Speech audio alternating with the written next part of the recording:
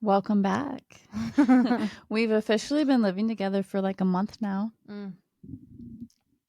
That's better. I feel like you have a lot, Okay, we have I'm a lot just to gonna unpack. full disclosure, I'm super PMSy, so I apologize. I'm just gonna preface it with an apology. I feel like you're I- like full of piss and vinegar. Do you? A little bit, but in a good way. Is there a good way to be full of piss and vinegar? No, I'm just It's been scared. a rough I'm couple- scared. It's been a rough couple days for me. Yeah, I've been moody. So let's just go. You're Let's gonna go. just unpack. Go unpack. No, that's Let's too, go, That's like- too easy to Okay. say things that I'll regret. Okay. Look at you hold my. We're in a safe space. This is a safe space. We showed up. It's Sunday afternoon. Yeah, we made it through the weekend almost. Mm-hmm. Yeah, today's been a good day. Yesterday was a decent day. It was a really rough afternoon, evening. That's what happened. The day turned. Yeah. I think I'm hitting my era of life where I just want to say fuck men.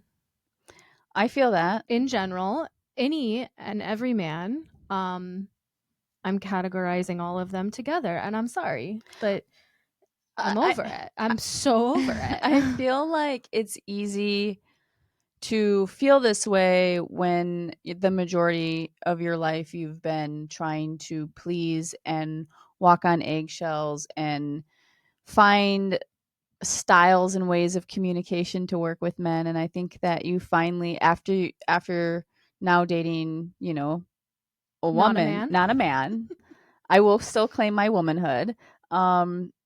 You see the other side. You see the grass is greener on the other side, right? Yeah, I feel like my patience towards men has definitely lessened since dating you, but I think also just having made some changes in my life recently that allowed me to kind of separate myself from the men that have been a pain in my ass. I overcame a lot recently, like I haven't really talked about it on here, but like my dad reaching out to me and actively choosing not to reach out back to him is like, that's huge. And I've been doing that with a lot of the men that have been in my life that have kind of been an anchor to me.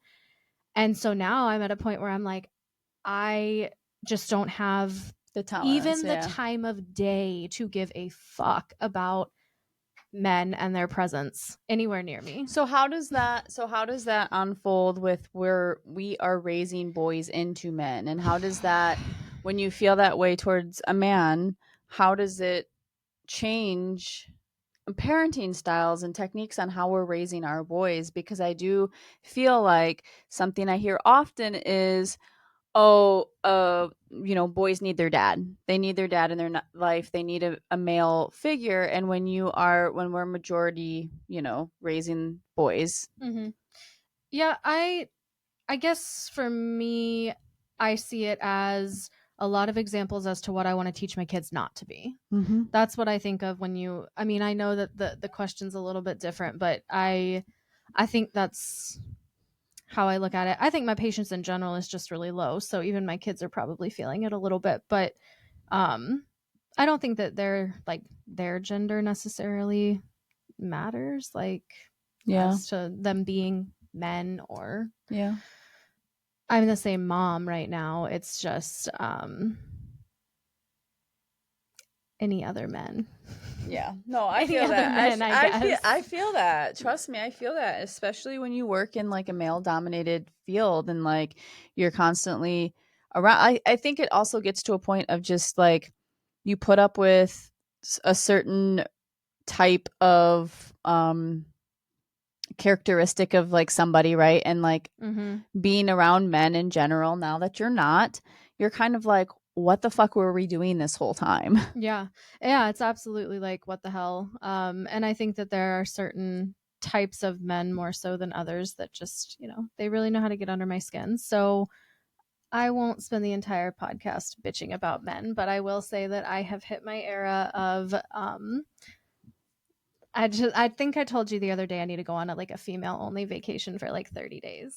If y'all know where we can get on a female like, only, is there just like we're gonna try to do our Trova trip thing again, but like we want a female. I don't even need other females there. Like, even if it's just like me and you, I need to be like basically in a space where there is absolutely no extra testosterone fucking flowing through anywhere. No, I feel that.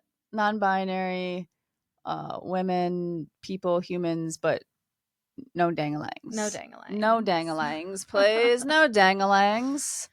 Yeah, no, I feel that. And, I think just in general, we're at a place in our life where we've set certain boundaries and expectations of how we feel things need to work for us to be the best version of ourselves. And it's interesting when you start to really flex those boundaries and stick to it and stay consistent. It's interesting who drops off, who gets upset, who lashes out, who reacts like quick, like because it no longer benefits them. I think as of recently, I'm finally understanding when people say like, once you become your most authentic self, other people's true colors will start to show. Mhm. Like that is Mhm. such a true statement. And I think I'm learning that more than ever, especially since relocating. Like I just cried the other day because there's like nobody that gives a fuck that I left. And it was like, fuck, man. But like I kind that of like hits deep. but And that's just me saying it. But I know, but I also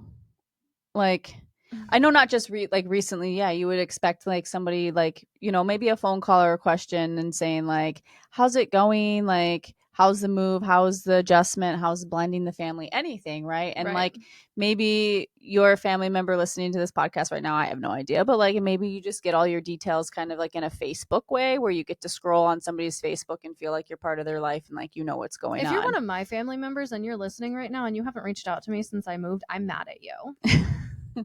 That's facts. Well, yeah, like get it out, babe. Let it out. Because no, really though, like I saw, you weren't that close with a lot of people since you've come out. And even myself, like I've had family members disown me and Yeah. like cut me off. And Yeah. I don't talk about it that often because I try not to air like we share a lot of our relationship and like I try not to Yeah. air all my dirty laundry, but I've had family members disown me and cut me off, stop talking to me, whatever. And for me, I'm so numb to it at this stage in my journey that like it's a relief. It's a relief when they finally just Yeah, it's say kind of like you can breathe a little yeah, easier. when they say like I'm done with this relationship, I don't want you in my life anymore. And I just say, okay. Yeah. Okay. That's okay like with me. it's okay. It's interesting as you start to grow and you continue on with your journey and you really stay focused for yourself and finding and healing and all of your inside, insecurities, demons, all of it, all of the trauma that you've held on. When you start going unpacking that and healing it and you get to a place where you no longer need the acceptance from people in your family, that so-called family that is part of the reason that held you back and had you take as long as it did to get here. And you're finally here and you're being lifted up by complete strangers on the internet who support us and love us and follow our journey and all of the things. And it's like when you, and this is like so relatable to so many people, when you find out your family members or the closest people to you that have been with you throughout your life are your biggest fucking haters. Like they're like low key, like they don't always want to. I'm not saying every single person is this way. I'm not saying that, but they don't necessarily always want to see you in your best light. No. Misery loves company. It absolutely does. And again, people's true colors show the more and more you take care of yourself and realize that you don't need their acceptance. They're quick to just say, okay, then bye. And it's like, all right, bye. I don't know. Speaking of working through things, I'm going to be starting therapy and I think it's going to be really, really good for me. I'm excited. I hope I don't scare that guy away. No, I'm excited for you. So I know I've talked about it. I go to the LGBT Center in Milwaukee. Ember's now. There's a new therapist there that's taking new clients, and I am officially one of his clients starting like in a few weeks. This week, this coming week, the 27th, I think is when we go. So we get to ride together, and we get to have, because it's an hour drive. Yep. It's not couples therapy. Yeah, I want to make sure not that couples, not that there's anything wrong with that either, but we're doing it separately. Individual. I've never done therapy of any sort. I've been doing therapy since 11. So proud of that. I'm fucking proud of that. Like I've been doing therapy since I was 11, and it, you know what? I've seen a lot of different therapists, and I will say I absolutely love going to a lesbian therapist she's married and has a wife, and I can like straight up ask her. There's so many questions or things, or just like, oh, I absolutely love going to a therapist that is in our community. Yeah. And I'm curious to see how I like mine. I know that finding a therapist can be either hit or miss, and I'm hopeful. You were a little bit like, I was a it's a little guy, turned off it's that, a male, especially thinking but you about it don't right this know. second. Like, But it could be trans. very true. You have no very, idea. very true. I'm not going to judge it until I get there. And I'm going to give it an open-minded chance for sure, because it could be very, very good. So, Yep. Yeah. And we're like getting to know people in the community more, and like being part of the LGBT center is like something that's really good for both of us, I think. Yeah. So if you were at Sheboygan Pride last night, is that what it was last night? Was the Sheboygan Pride picnic that was canceled because of the thunderstorm. We had talked about volunteering. It was canceled. Then we ended up staying home last night. We were not at the after party either. We stayed home, and it was storming really bad. And you know what? We were going through like an emotional day. Super emotional day. Dealing with other people's perceptions and personalities and all of it. We won't unpack it, but we were dealing with some shit. I think that one thing that like stuck out to me last night was that like unspokenly we kind of mutually just agreed not to go. Like there was never actually a, hey, we're just gonna stay home. Yeah, because it was kind of just like the couple times it was discussed, I was like, the vibe just ain't there. It wasn't there. And you know what? I will say another thing to unpack is like the two of us have been learning our communication styles and ways to communicate. And I know I talked a little bit about it on a TikTok recently, and we had some great comments and feedback and advice, and people sharing, you know, some of their POV. And I will say, going from a long distance relationship to an in-person relationship, your communication style is different. It's new. We're still learning. We've only been living together a month. It's not even that it's different. It's that it is new. It's that you've never seen it in person. I will say, now that I live with you, I hate texting people. I hate FaceTiming. I hate, like, I don't fuck with my phone very often. Yeah, we don't. We are not on our phones that often. It irritates me. The amount of time it takes me to type a text to someone, I think to myself, like, what the fuck? How did I do this? Can I admit something right now? Yeah. Sometimes I get low-key jealous when you're texting somebody else, because like we don't text anymore, and I'm like, the fuck are you texting right now? Like, side eye look over, I'll be like, Same though. That's the same way. I'm the same way. Most of the time I'll just be like, what's going on? Everything okay?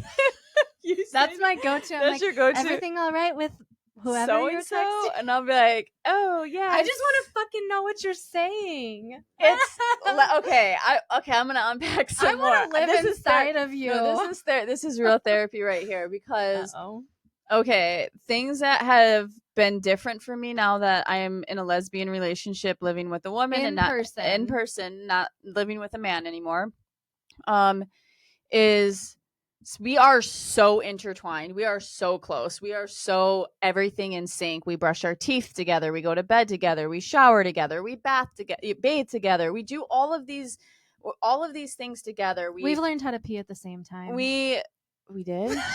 No, we didn't. You should have rolled with it. Oh, sorry. We now you have me. How do you think that would work? I don't know. Well, we could like sync it Can up. we practice later? Yeah, we'll practice. Right. You know, we're doing everything together. Our drawers and our dressers, like our clothes are like mixed in together, and we're like pulling clothes out at the same time. We're doing everything together, and I don't care how much I love you, at some point you're going to like bump into each other the wrong way. Yeah. And yeah. So there is like this understanding and learning, like the mood swings, or the reading the room a little bit, knowing when your person needs space, when to stay back, when you need to just take a walk and go off and take a phone call privately or whatever it is. And it's okay. It's okay to say like, hey, I need some me time. Yeah. I need some time to myself, or I'm going to take a phone call privately and have a conversation with my friend, and you're not going to sit here and be part of it. I think when you start to do everything together, which there's parts of it I love, then there's other parts when we are going through something, and we both went through something emotional yesterday. You Mhm. had your emotional feelings about it, I had my emotional feelings about it, and we had to be pretty much in the same space. And I think part of what you were hoping for, maybe even me, you were hoping that I would just open up and be ready to talk about it right away, Mhm. tell you everything that's on my mind. And I'm like, there's so much on my mind right now. I don't even know where to start to unpack it, because I'm angry and I'm feeling a lot of emotion right now. And we didn't talk. We kind of went to bed. We didn't go to bed fighting or angry, but we kind of went to bed in our moods. Oh yeah. And when we woke up and we sat up in bed and had our coffee, we dove right into it, and in a very healthy, clear-minded, Yeah. emotions have settled. Can I throw something in there? Yeah. It reminds me of when we were first kind of coming out to ex-husbands, and one thing that you said a bunch of times was that you can't always understand their timeline. Like, it took Tommy X amount of time to understand and fully accept everything, and so on and so forth. And I think part of yesterday for me was that, and it's not fair on my end, because like when everything went down, I walked away and like I fucking was gone for like 45 minutes, And and you guys didn't even know where I was, and I knew where you were. I needed that. I watched you go where you Well, did. I didn't know that you knew where I was. I was by myself, and like I like even told a couple people I need to be alone right now. So I had that time to like process it on my own and kind of, so what I'm trying to say is by the time that it got to the point where I was ready for you to talk, that was because I was ready. And like I, Mhm. you know what I'm trying to say? Yeah. Like I didn't Yeah. necessarily think to myself like, but they might not be ready. Yeah. So, and it was kind of a lot of like, again, the push and pull thing where it was Mhm. like, all right, I'm going to push for it now because I pulled away for the last hour to process it Mhm. myself. Right. So that's another thing you kind of have to learn, is that like you might not be ready at the same time, and you might have to have patience towards that. That was Mhm. something that I struggled with last night. Yep, 100%. And so while we're doing everything simultaneously together in motion, our emotions are not always aligned and Mm-hmm. ready at the same time for us to dive in and talk about it. And it's important for me to work through it and communicate it. But I don't ever want to say something I regret saying, or I'm saying it because I'm still feeling all of the emotions of, I was hurt, I was angry, I was upset, I was feeling all of this stuff. I'm an internalizer as it is, so it's hard for me not to get done with, I'm going to walk away from it and process it myself, to just like, now I'm going to pretend like it doesn't exist. So the Mhm. fact that I even talked through it more is kind of like, that's growth for me. Yeah, It's no. typically I'd just be like, all right, tuck that one down, No, bury I'm it glad we down. can start to recognize each other's patterns and our styles of being able to have a productive, healthy conversation and say what we need to say, but like in the right time. And I'm not like avoiding anything. I'm just saying, like, I need a minute. I need a minute to like Mm-hmm. feel it all, because there's a lot of emotion right now. Mm-hmm. And I think also, I was a little bit inside. I was, grieving a little bit of a person, a family, I'll just say a family member, basically ending a relationship with me yesterday. Yeah. And I had to process that. And, I will say, like, was it a relief? Yes, it was a relief. I saw it coming miles away. I saw it coming. I was waiting for it. But again, as I have had in the past, family members basically remove themselves from my life, and I have to be okay with that. I have to learn to let go, and I have to learn to process that and forgive myself and heal myself for certain things. And I can get really caught up and get angry at my family or people from my past and friends from my past, and my circle gets smaller and smaller. And I think coming out late in life, people just think like you're some fucking clown of like, who are you? You had me believing you were this person the whole time. And Right. it's like, yeah, exactly. And now I'm healing from like for years of me feeling like I was living a double life. I was living a lie. Mm-hmm. We have a secret visitor outside our door right now. It's a child. I And feel like this is becoming a normal thing on here. yeah, I feel like we This happened we last time yeah, too. we try not to get interrupted. We tried to set the kids up with an activity and sneak away to get this recording in. at 4 p.m. on a Sunday so you guys could listen to it on a Monday.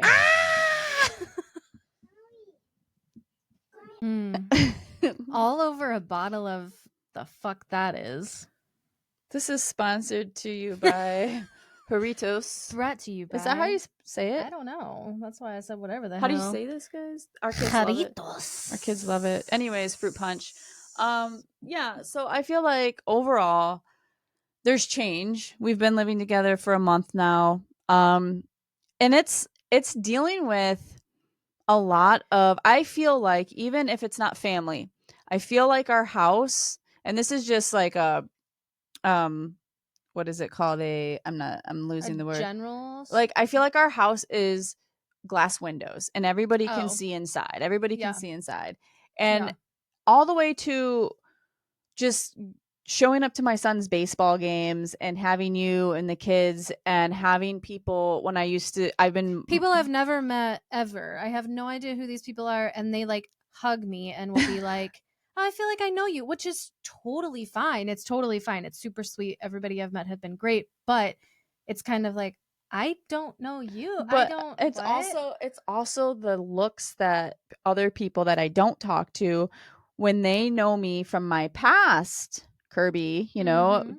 Max's mom at the baseball game since he was little. Or like It's work been people or that work knew you as people. being pregnant. So yeah, or like I'm at the company picnic and it's like work people see me. They've seen me for years with a husband and kids and having a man's baby, all of the things. And now it's like, haha, surprise, this year I'm here with my girlfriend. And so it's not even coming out verbally to people individually. It's just about like all of a sudden, like, this is brand new. I've never openly been gay in my life, and now I'm sharing it with everybody in real time and just going with it and standing up to it and being proud and not taking anybody's shit. And I don't care how homophobic somebody is. I don't care. I'm going to love on my girlfriend, my someday wife, whatever. Like, I'm going to do that, and people are going to have to get used to it.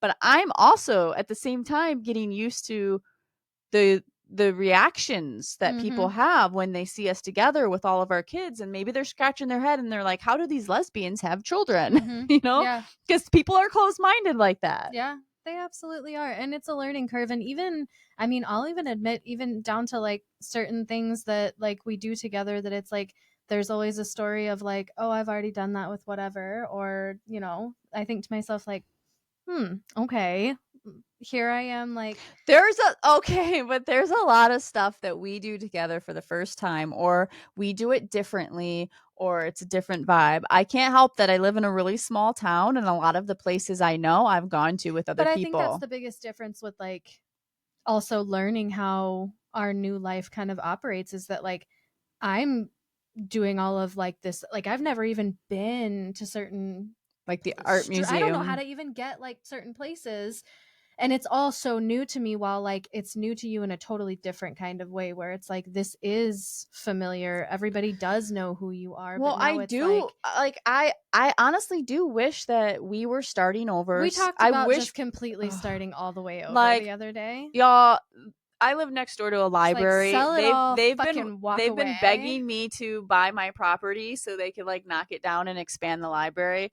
And there's a piece of me that's like, burn it to the fucking ground. Let's get the money, get the check, just start fresh. Completely fresh with all brand new people and faces, and build the life we want, and like just be away from everybody, because I feel like there's this like layer of ick for me with people who don't truly find the joy and happiness to celebrate love. Like, that's literally all we're celebrating. It's not even a bad thing. We're just celebrating loving each other, and that's it. Yeah, and I think the other part of it too is that everybody needs to understand that like we're not trying to throw it in anybody's faces either. Like, we're not out here trying to like force feed anyone our relationship. Yeah. It's more so just like, let us be us and let us do us, and go do your own thing. Yeah, worry about go yourself. Be your own person. Worry about yourself. Let us blend our families and let us do our thing in our way and live our life. And you live yours, and you love the way you want to love, and I'll keep loving. That's what I do. That's what I do best. And I love you all. So and thank here we you. are, still Thank sharing you. all of it. Yeah, we're getting still through here. it. We're still I doing don't know what we're it. going to talk about next week. Hopefully it's a Oh, little there's going to be something new, hopefully I'm it's a little sure. bit more not that this was heavy, but I feel like this could have been much heavier. This could have been much heavier, but this was needed. This was a needed therapy session for us. I could keep going if my kids weren't out there. Yeah, there's little fingers like being pushed under the door, I think, or something. I can hear it out there that they are ready for us. We got like maybe 40 minutes out of it, so that's cool. That's cool. They don't get that. Now we have to go judge the Lego creations that happened while we were recording this. Yeah, so we are Lego judgers after this. Yep. We wear many hats. We do.